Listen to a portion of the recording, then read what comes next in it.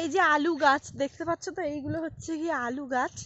তো কমেন্টে জানাবে তোমাদের বাড়ির ওখানে যদি এরকম মাঠে আলু গাছ, বেগুন গাছ, এই যে মূলো, শাক গাছ লাগায়, তো কাদের কাদের বাড়ির ওখানে এগুলো লাগায় আমাকে কমেন্ট করবে, কমেন্টে জানাবে।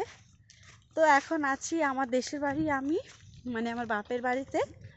তো বাপের বাড়িতে রয়েছে, দেখো সব দিকে একবারে হলুদ, যেদিকে তাকাবে শুধু হলুদ আর হলুদ।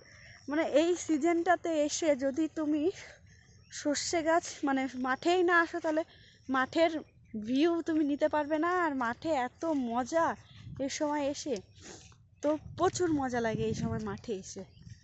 তো দেখো এই যে সর্ষে গাছ দেখতে পাচ্ছ, এই যে এগুলো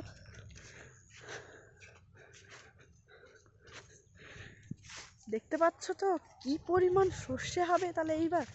আর ধানের সময় আসলে পুরো, যখন ধান গাছটা ছোট কচি থাকবে তখন একদম সবুজে সবুজ মাঠ, আর যখন ধানটা পেকে যাবে পুরো সোনালি কালার, আর এখন সর্ষের টাইমে পুরো হলুদ। চলো বাড়ি গিয়ে দেখা হচ্ছে, টাটা।